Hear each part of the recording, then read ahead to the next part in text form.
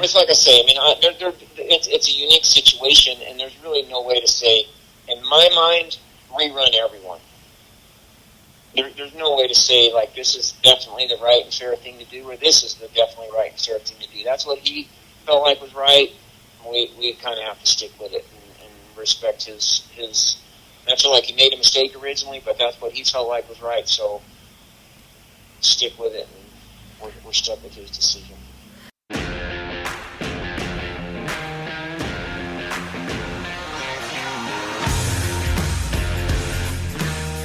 This is Chelsea Shaffer, and this is Season 4 of The Score. You all have listened to this podcast 750,000 times, and we are here in Season 4 to bring you even more of what you love.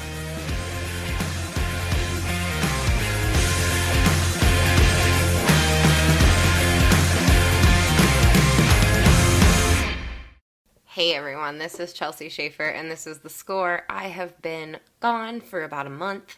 Not gone on like any tropical vacation, but I have been gone shooting videos for roping.com. I hope you have been watching them. I hope you've subscribed, because holy cow, I have dumped hours and hours and hours of my time and my life into those videos, and I'm so excited about the kind of stuff that we've got. Matt Sherwood is one of our coaches at roping.com, and he happens to be just the guy I needed to talk to this week.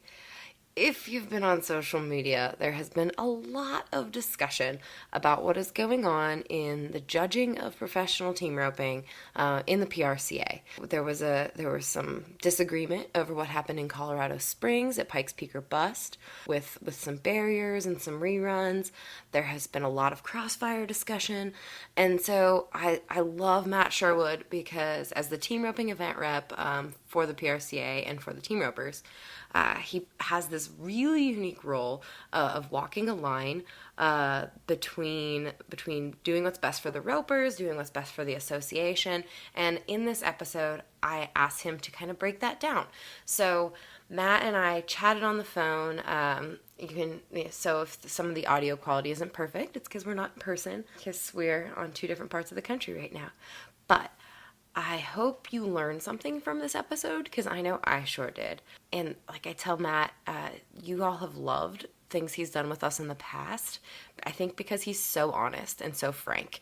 And that's a really valuable way to look at this kind of podcast, so we can have the kind of discussions that will move the sport of team roping, of rodeo, the Western way of life forward. So thank you all for sticking with us. Caitlin has done an amazing job holding down the fort at The Score while I have been bebopping from Texas to Nevada to southern Colorado to Wyoming, and everywhere in between, getting to do all kinds of things that are usually out of my comfort zone.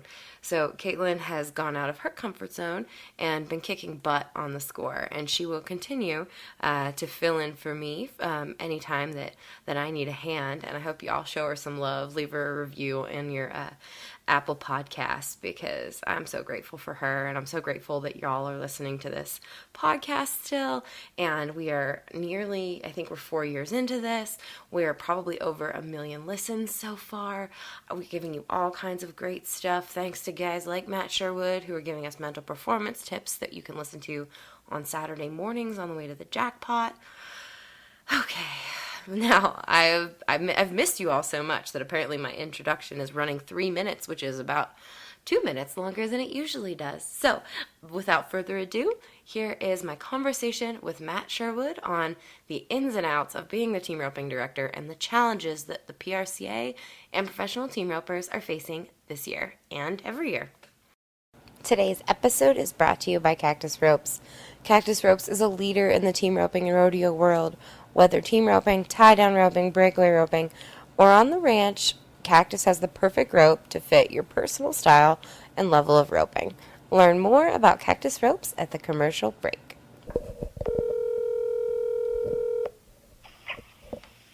Hey. Hey, Matt. What are you doing? I just got everything wrapped up, and not doing anything, really. Where were you flagging a roping? No, I stay at a buddy of mine's place in Ogden, and they on Tuesday nights they have a little 6 and under pick and draw. They usually get about 120 or 30 teams. Oh, wow. Did anybody fight the flagger? No one got mad. That's good. I was really happy about that. Do you find when you flag ropings that, like, your credentials matter, or do people treat you like any other flagger that they would like to fight? I think credentials matter a little bit. Like, probably shouldn't, but people are going to have a harder time saying, hey, man, he wasn't faced all the way, or it was flag on the heels, but it was pretty. Well, that's a funny way to start the conversation I wanted to have, and you can tell me, no, we're not having this conversation.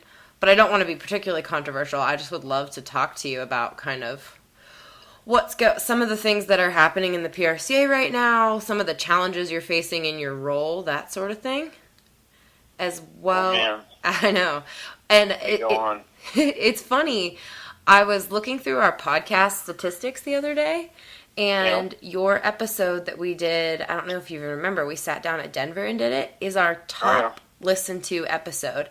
And I really feel... It's the top to listen to. It is. And I don't want to say I was surprised by that, but, like... I'm very surprised by it. I like, love our conversations, and I love your honesty, and I deeply respect you as a person. There are team ropers who I, from a marketing standpoint, assume have bigger, like, will make a bigger splash, say, with their group of fans. But I think people loved the way we talked about rodeo and the challenges that rodeo is facing and how you want to address them when we had that conversation. So, wow. I know. I'm so glad you told me that, because it seemed like it was really boring and no one would want to listen to it. No, so. I know. Well, we really got into the weeds, I think, on stuff. And stuff's a bad word. We got into the weeds on the challenges that circuit cowboys are facing, the challenges that fans of rodeo are facing. We got into the challenges of professional team roping. Like, and so, yeah, I don't know what happened. I promise I did not do anything different to market that episode. It is the top by like 2,000 listens, not just by a little bit, by like a lot of it. So. It's so amazing. I know. So maybe that also gives me hope that people care about some of the things that are affecting cowboys and are affecting our sport. So, and I, you know, I would love to take a pretty objective look at things and I just want to understand more than anything. And I think that's what a lot of people would like to do is understanding some of the challenges that the current climate in rodeo is creating. Okay, good. You good? I'm great. Awesome. Okay, so... Let's see what you got in mind for us tonight. Okay. Well, the first question is, like, just we'll start off with an easy one. What is your role as the event rep? What is your job description? Well, they didn't really give you a job description. They just say team roping, event rep. I feel like I work for the team ropers, okay? So when things come up, you know, when guys get a questionable call, I feel like it's my job to represent the team roper.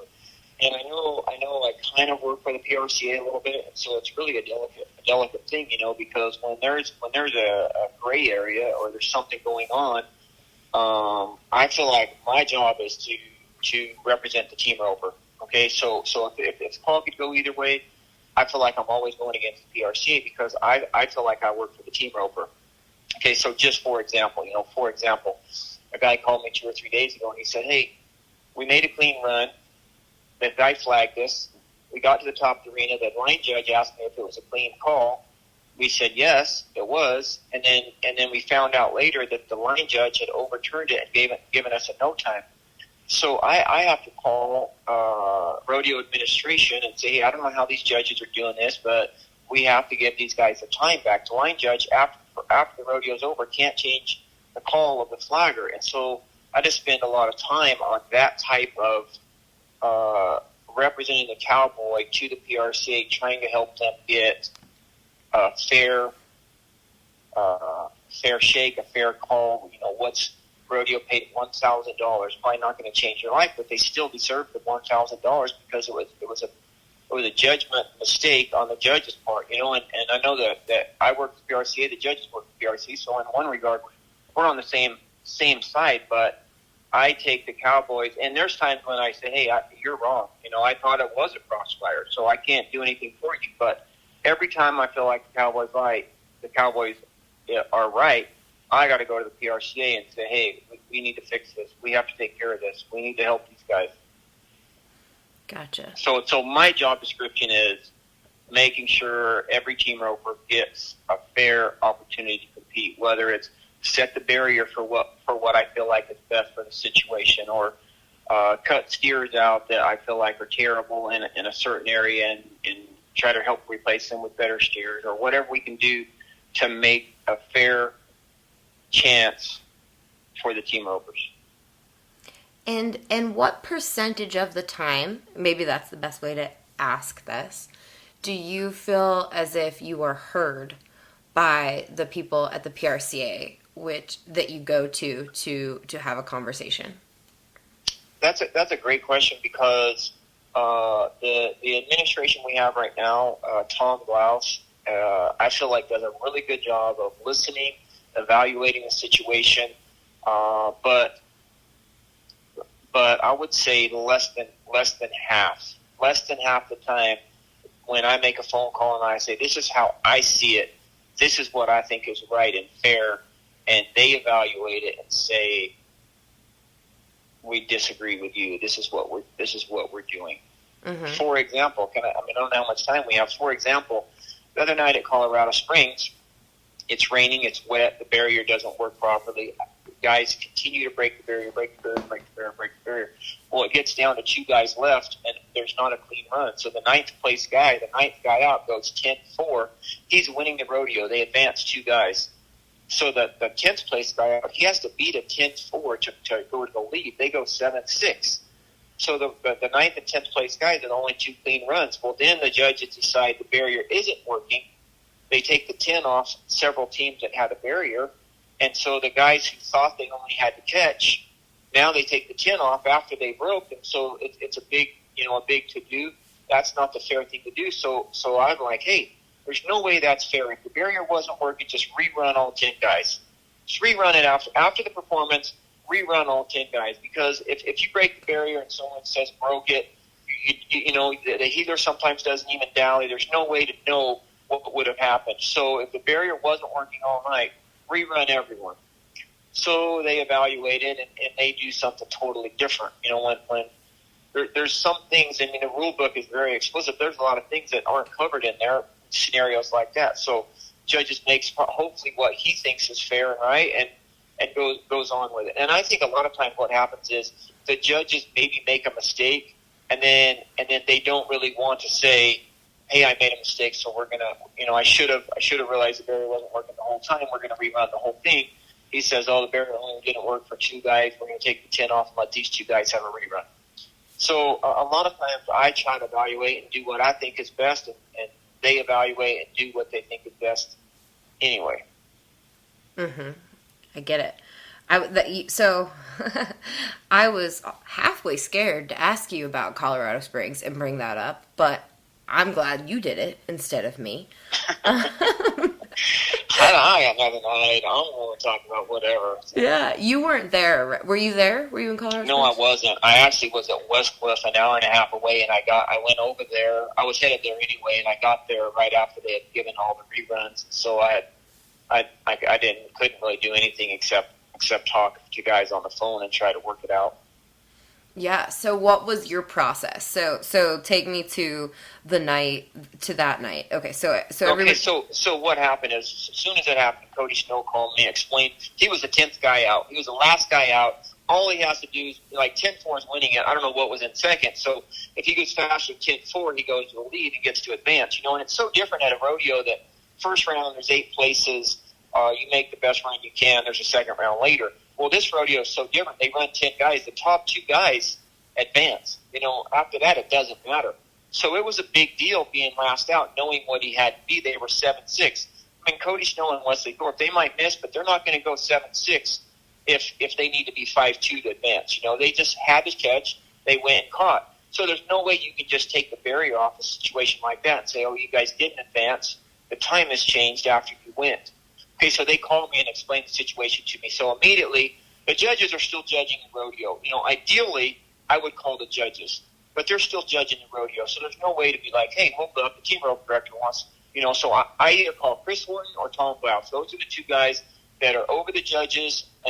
Chris is kind of over the judges. Tom is over everything. So I send them both a text, and I say, if either one of you are available, please call me as soon as possible. Tom texts me back and says, I'm at the Hall of Fame induction banquet. I can't call, but I can text. What's up? So I send him a real brief message of, this is what's going on at Colorado Springs. It's not right. We can't allow it. You need to call someone over there and make sure they rerun these guys. So an hour later, he probably calls me and says, hey, I just got out of it. From what you said, that's not right. So he, the thing had got over. He heads to Colorado Springs. The judges, by then about the rodeo's over, I told all the team ropers, hey, please try to get everyone there and get everyone to stick around because I think they're going to rerun the team roping. So by the time Tom talks to the judges had decided we're going to take the 10 off the guys that had a clean run. We're not going to take the 10 off the guys that had a 1 foot or any other penalties, and we're going to rerun the last 3 guys. One guy, the one guy who had kind of stood up and said, this is not right, and we're not going on with this rodeo until you fix it. He was a poor guy, tried to stand up, and it was on his behalf, but on everyone's behalf.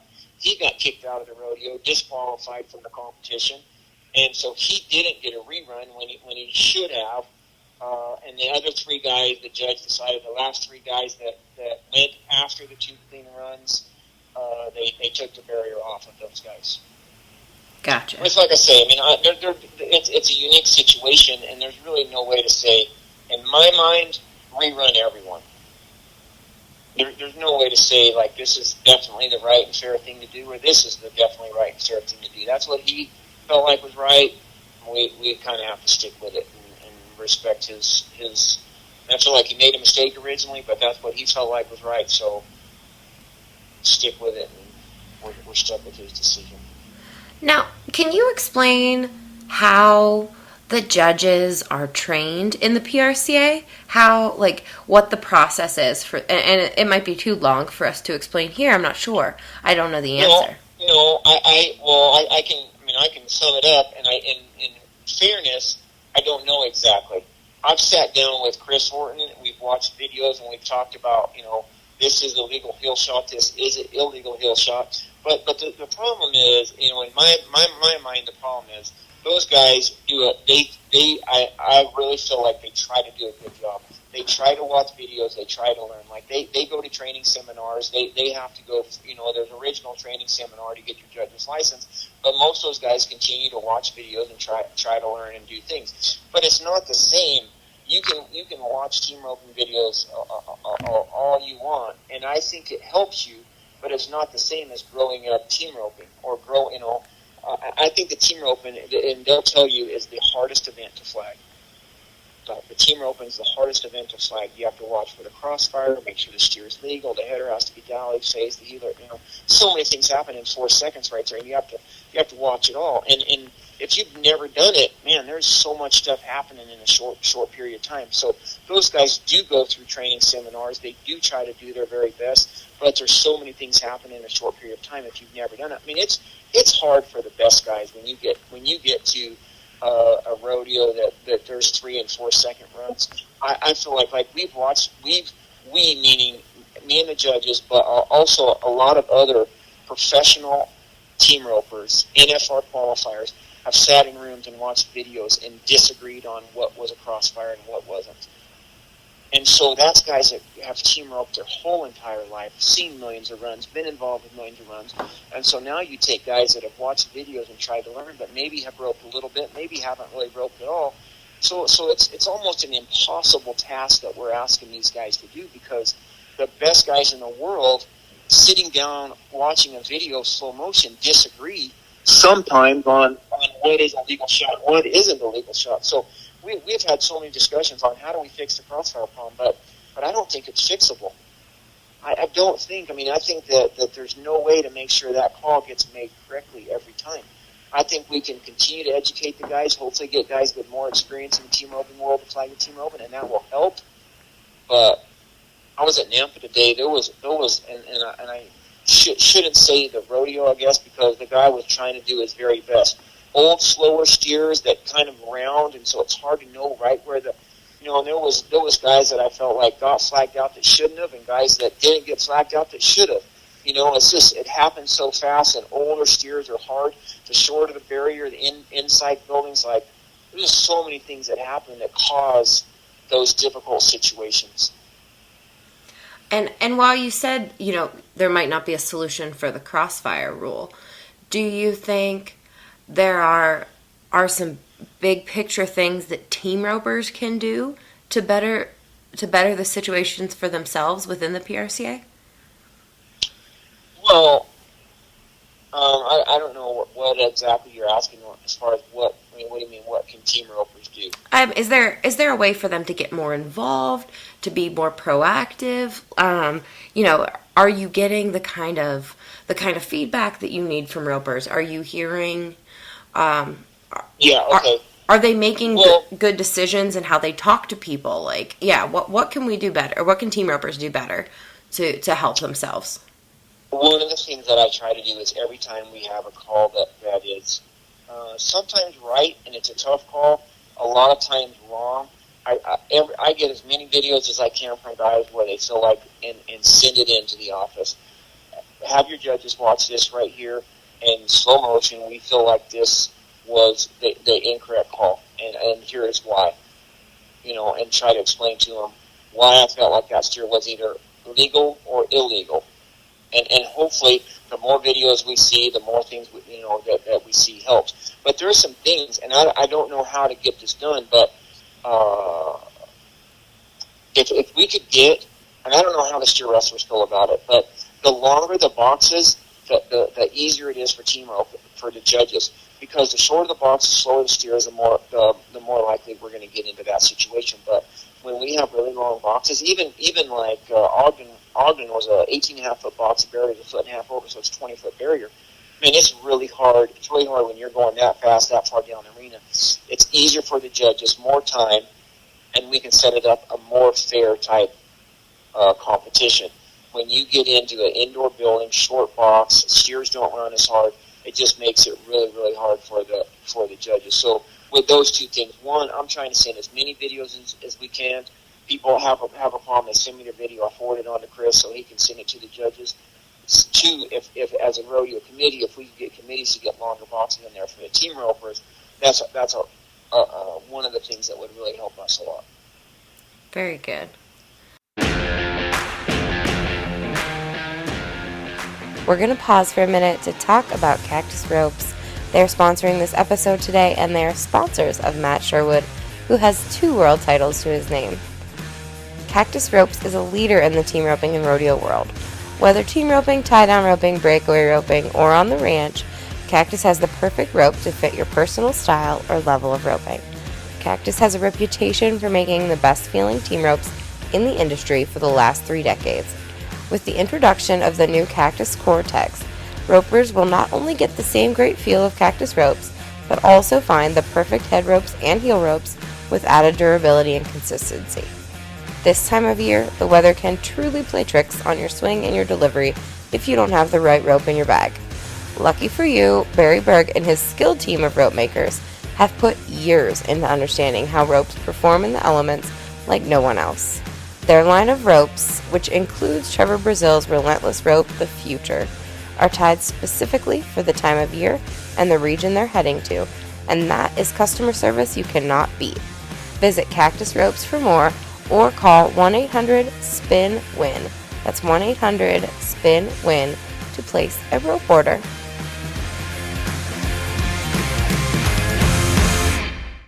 Man, I think we I love having these kind of conversations with you because you're you're Well, me so too. I direct. It's enjoy so talking about how to get things better. yeah, yeah. I mean, I think that's the. We can complain all we want about things, but I really like understanding the problems and finding real answers to it. You know, what have you learned about change in the PRCA over the time that you've been a member and the time that you've been more involved as an event rep? What have you learned about making progress and getting things done? Well, exactly what you just said. The more involved you are, you can make a difference. Whether you're the team room director or you're just someone, whether you're working with committees, helping. We had a great, like for us, back-to-back rodeos are so much better because it eliminates so much travel and it eliminates turnout. So several of us sat down. We talked to the president of Ogden Rodeo Committee yesterday, and said he asked us, "What can I do to make my rodeo better?" And so we're like, you add a lot of money, you have a great rodeo, but right here, all your top guys are running both steers and slack. I shouldn't say all of them, but a majority of top guys, if you run both steers and slack, it frees up another day to go somewhere else. And so we're like, all your top guys are roping right here in your slack. So if you go back to back, it helps us because we don't have to make 2 trips to Ogden. We spend 1 day here, but all your top guys go in your performance. And so it's like a lot of guys went to Nampa today, come back and go to Spanish Fork. Now they have to drive back to Nampa to rope the second go-round, maybe back to Ogden to rope their second go-round here. There's so much money spent in travel and time that if we could eliminate that, it's going to help the rodeo committees because they don't get any turnouts and they get the top guys in the performance. They can sell tickets. It's going to save, we could save $7 or $8 or maybe $10,000 in fuel costs, not to mention hundreds and hundreds of hours in excess driving that we don't have to be done. So there's a lot that we can do as just normal contestants, sitting down and talking with the committees, thanking them for adding equal money, thanking them for bringing one for everybody, or telling them, look, this is why these kind of things are important to us. So like, I think there's so much room to still improve rodeo. There's so much room for guys to get more involved. Every year there's more rules passed. People think of things. I know it was a long time ago, but for the history of rodeo, the go-rounds and the average paid the same amount.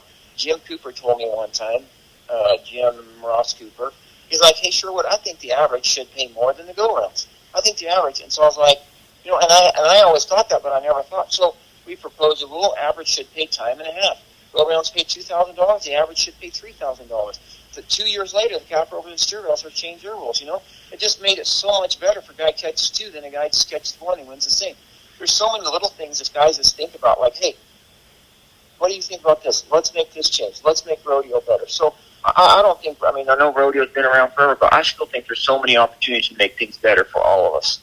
Yeah. I was filming with, like I told you earlier, I was filming with Jake and Clay today, and when we sat down for lunch, we were talking about how they got involved when they were fighting for equal money at the finals, and it seemed they were rattling off the guys that were involved: Matt, Tyler, Al Bach. It was so cool to hear about a time when nearly all of the top 15 on both ends were united and really working towards something. Yeah. That was even before. Like I got my card, I think, in 93 or 94.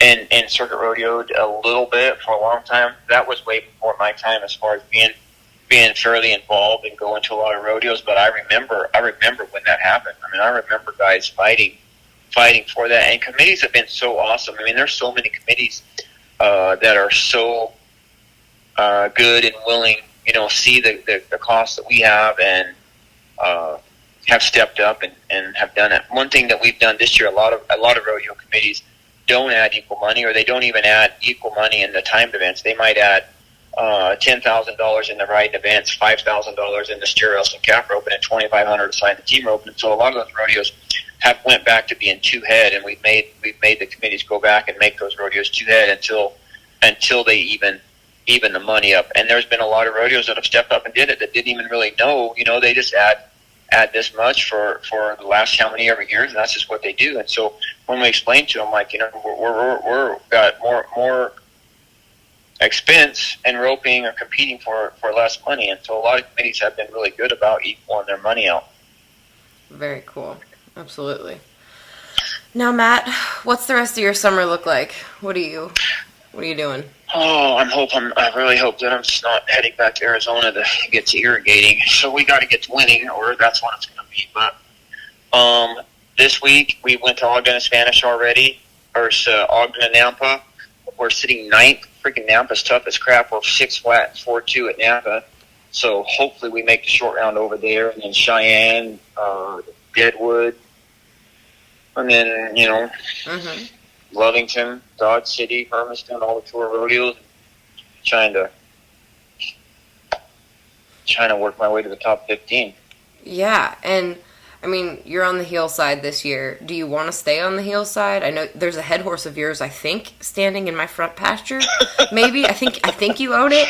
Just feeding my horse. We do make sure he gets fed, because I think he's just eating weeds out there, and Aaron doesn't care about it. So Aaron does say that he thinks he's fine on the weeds, and I said, Aaron, I don't think he's fine on the weeds. But feed him, please. Yeah, don't worry. I will. I'm going to start riding him when I get back. You know what? I really enjoy heeling, and I didn't think I would miss heading. I was like, you know what? I've headed for 15 years. I miss. There's parts of heading I really miss. I think one of the arts of heading is scoring. If you can get out of the barrier really good, there's a few things I really miss about heading. I've enjoyed heeling. I rode with Junior D's. We get along great. He's a young kid, a little wound up. It's fun to be around. We haven't done.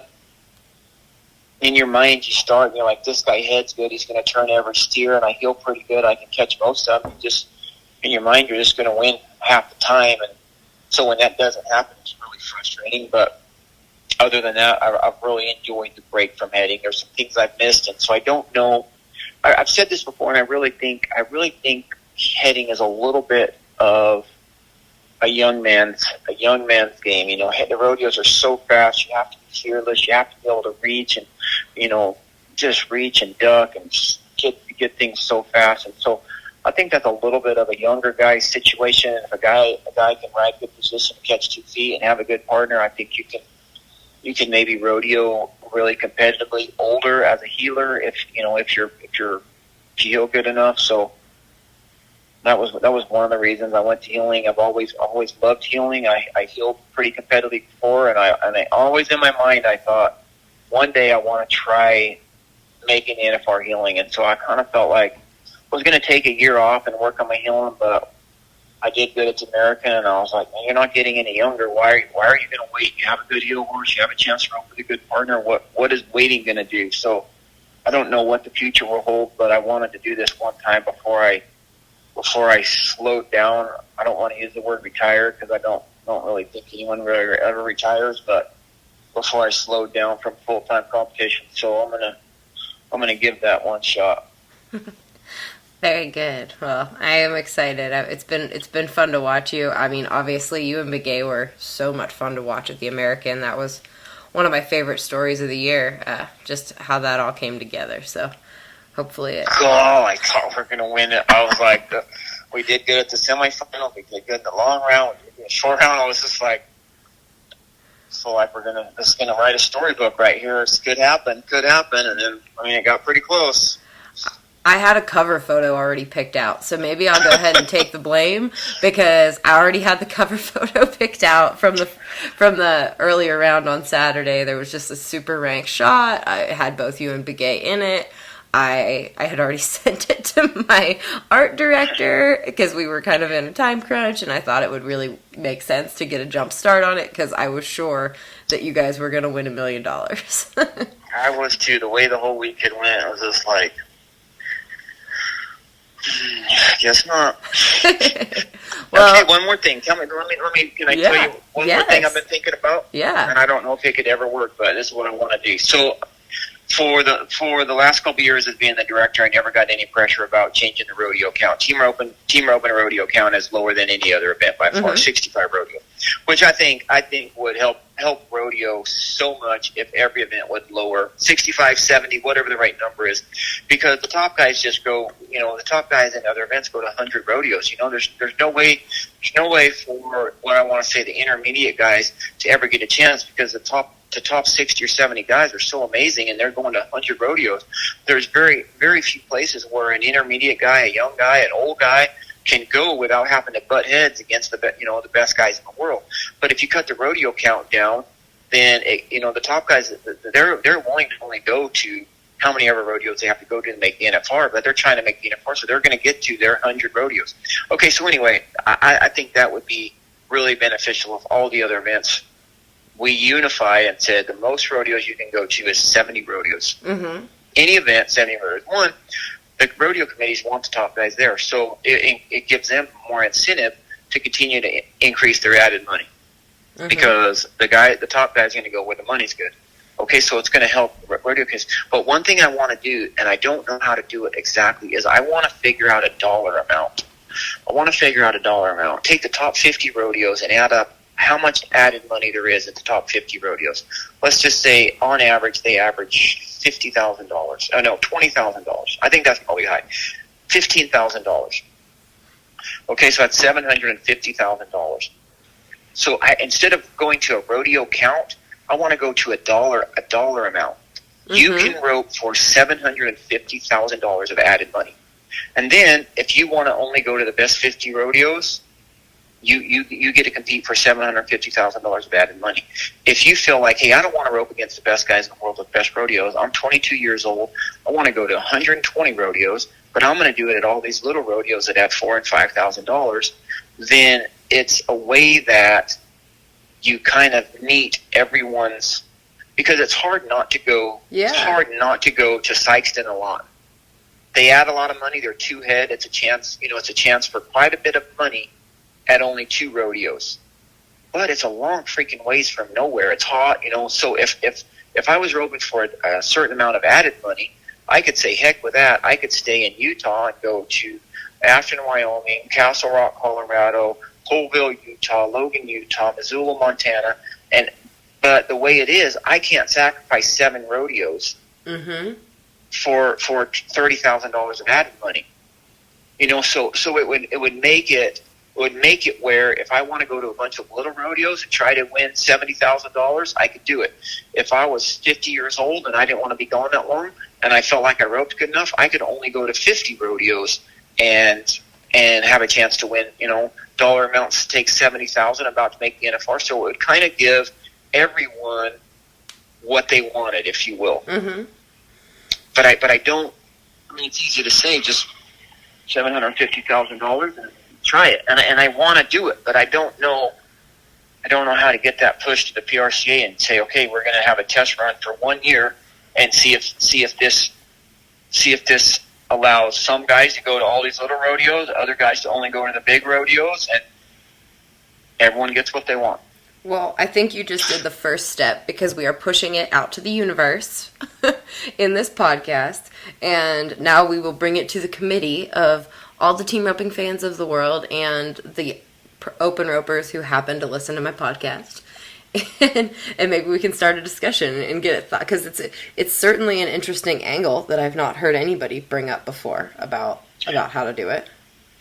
Well, I'm open for feedback, because I'm certainly not saying that's maybe there's things I'm not thinking of. I would love to have people say, hey, what about, here's a hole in your theory, or here's another way to go, or it's the greatest idea ever, or whatever, because I really do feel like, one of the problems with rodeo is the best guys, and I guess one of the great things about rodeos, all the best guys go to the biggest rodeos, and so it just makes the rodeos dirty tough, and it's terrible for the committees, because there's 2 times in every performance, 3.6, 3.9 tonight at Nampa, and 8 no times. Mm-hmm. Which I think the committees would rather see 5 guys go 4-7 instead of 2 catches and 8 no times. So I think it would be a way for guys to split up a little bit, hopefully get more catches, more wins, and spread out a little bit, because we wouldn't all just have to be going to the best rodeo trying to go as fast as you possibly could every time.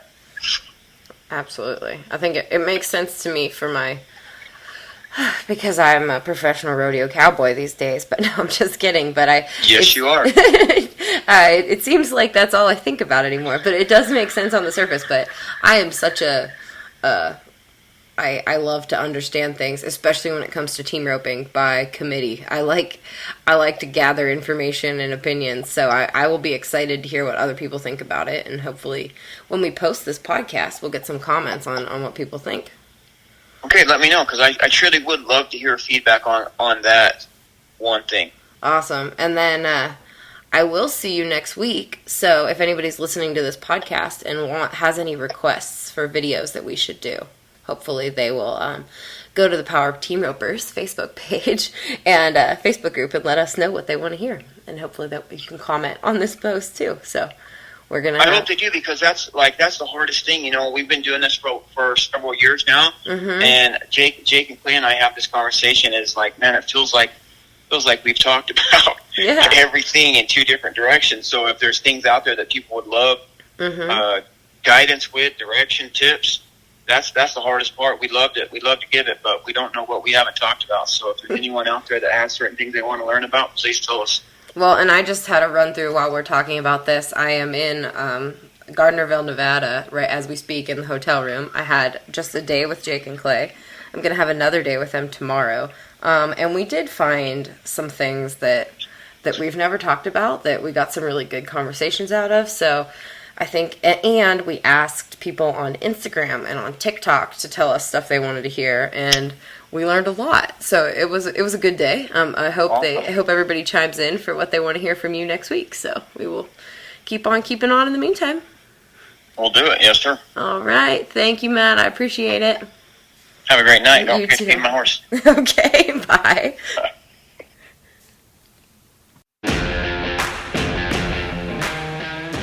Thank you all for listening to this episode of The Score. I am so glad to be back.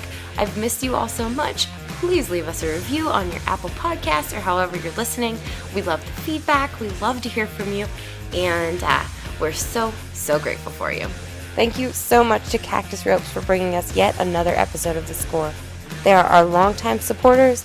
They have been with us since the beginning of this podcast, and we thank them for everything that they do. Katie, Barry, you all are such a great asset to our team, and we appreciate you, and we appreciate your support.